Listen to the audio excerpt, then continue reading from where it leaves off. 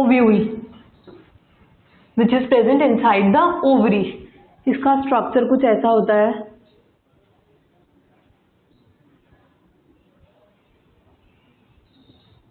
This is ovule.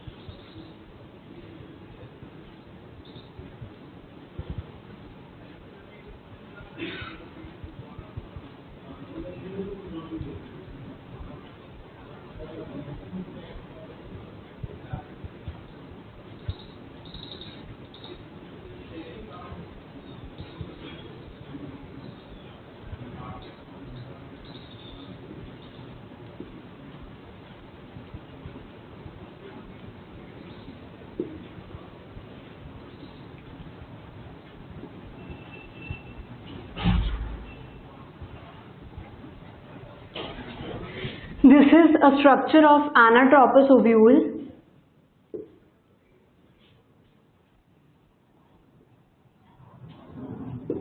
ये anatropous ovule का structure है। ये जो इसकी स्टॉक होती है इसको हम फ्यूनिकल कहते हैं। And this portion, this junction here is hilum. ये इंटेग्यूमेंट से कवर्ड होता है। So this is outer integument,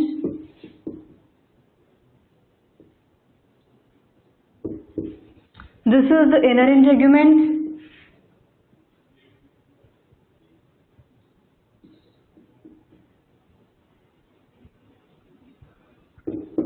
these red colored cells which you can see are the cells of nucellus, and this blackened portion is the embryo sac. This is mature ovule. So these are the different parts of ovule. Funicle is its stalk. जो hilum होता है it is the junction between the ovule and funicle. ये ovule and funicle को connect करता है। So this is basically a junction between funicle and ovule. ये इसका outer integument है, ये इनर इंटेग्यूमेंट है। So these are the coverings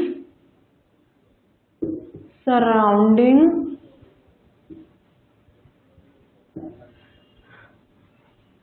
embryo.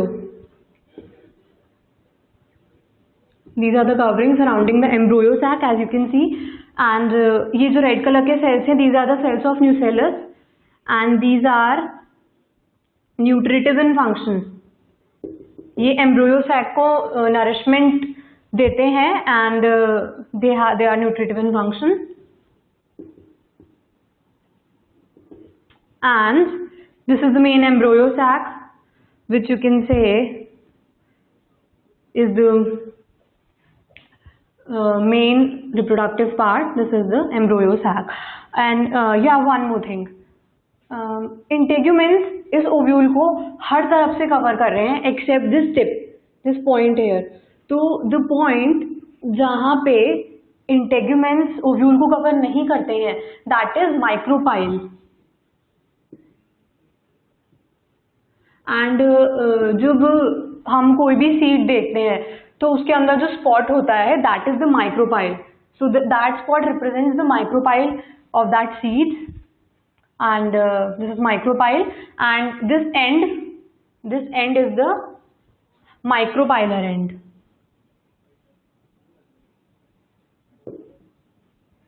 And ये वाला end which is opposite to micropyle is the chalazal end. So ovule का structure is there with funicle, hilum, micropyle, inner integument, outer integument, cells of nucellus, embryo sac, its chalazal and its micropylar end. So ये ovule का structure है.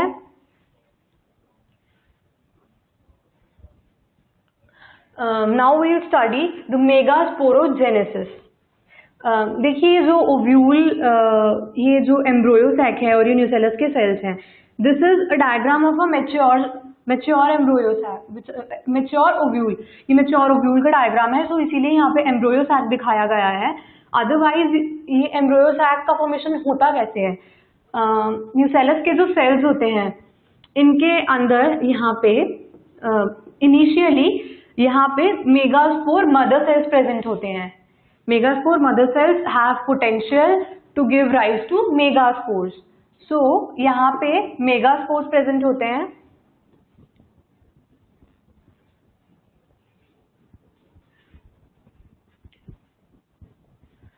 Let me explain you with the diagram.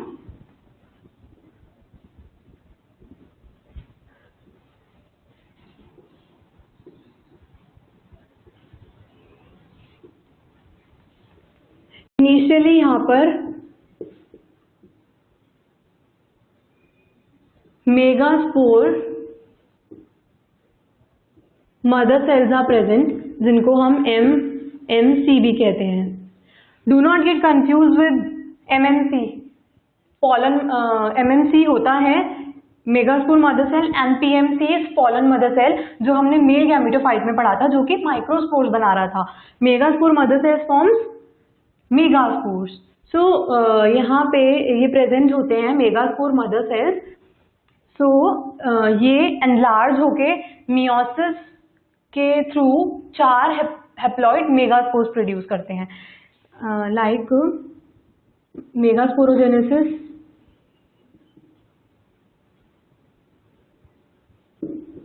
It is the process of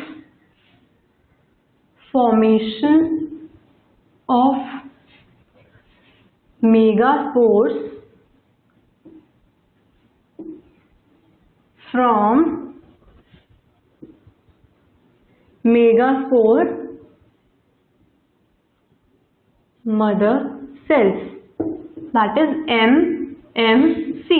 initially यहाँ पे एम्ब्रोयो साइक की जगह megaspore mother sales होते हैं. सो हर एक मेगास्पोर मदर सेल के पास it has ability to produce megaspores.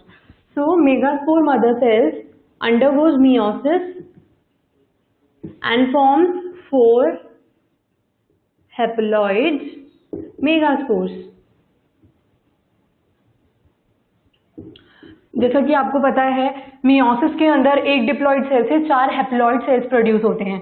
So megaspore mother cell is diploid and meiosis के बाद it produces 4 haploid megaspores. So these are haploid and इनको न्यूट्रिशन प्रोवाइड करते हैं cells of nucellus.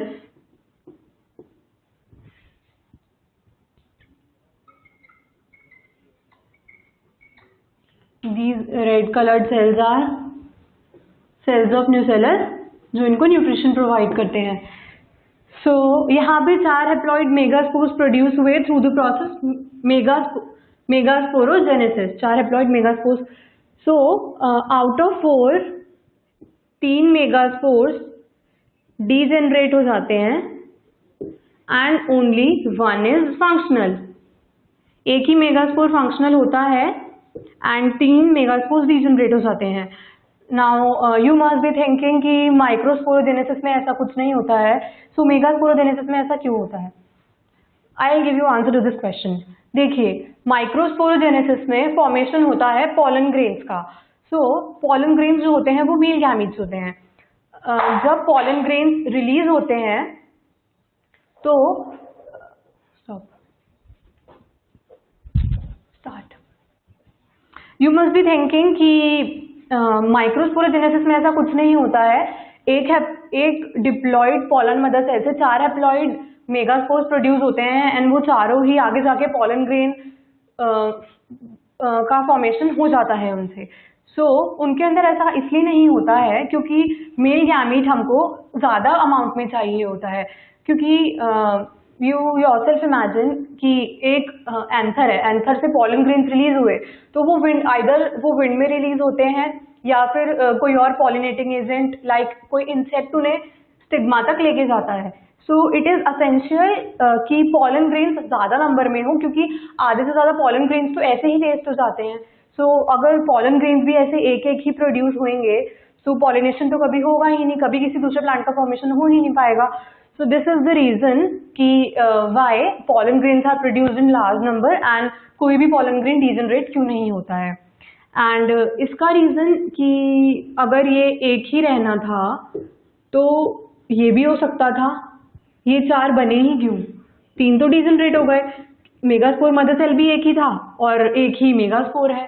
So meiosis इसीलिए हुआ so that diploid cell से haploid cell बन सके। As you can see here this is 2n and this is n। अगर मान लीजिए ऐसा अगर मियोसिस होता ही नहीं है, एक ही मेगास्पोर मदर सेल रह जाता है एंड वो ही एम्ब्रोयो सैक बना देता है, सो क्या होगा, पॉलन ग्रेन्स जो है देवर n, वो हैप्लॉइड थे, मेगास्पोर जो है हमारा वो डिप्लॉइड है। सो इससे क्या होगा 3n। अब ऐसी तो कोई प्लांट स्पीसीज नहीं होती है ना जिसके अंदर thrice the number of chromosomes हो। So this is the reason कि यहाँ पे 3 मेगास्पोर्स डीजनरेट क्यों हो जाते हैं, क्योंकि we need haploid set of chromosomes. So meiosis के बाद ही वी कैन गेट दिस, तो इसीलिए मियोसिस होता है एंड वो 4 हैप्लॉइड मेगास्पोर्स बनाता है, आउट ऑफ विच 3 डीजनरेट हो जाते हैं एंड एक ही फंक्शनल बचता है। There is only 1 functional megaspore. So there is only 1 functional megaspore.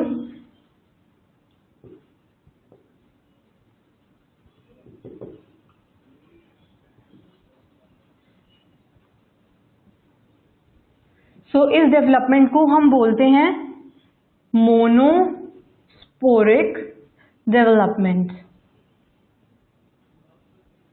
Because 3 degenerate हो जाते हैं, एक ही फंक्शनल मेगास्पोर बचता है विच इज हैप्लॉइड। सो ये सिंगल मेगास्पोर एम्ब्रोयो सैक, इससे एम्ब्रोयो सैक का फॉर्मेशन होता है। सो इसी डेवलपमेंट को हम मोनोस्पोरिक डेवलपमेंट बोलते हैं। Mono is 1 and sporic means 4। सो एक मेगास्पोर से एम्ब्रोयो सैक का फॉर्मेशन हो रहा है, so that is why we call it monosporic development. So embryo sac का जो डेवलपमेंट होता है that is called as monosporic development.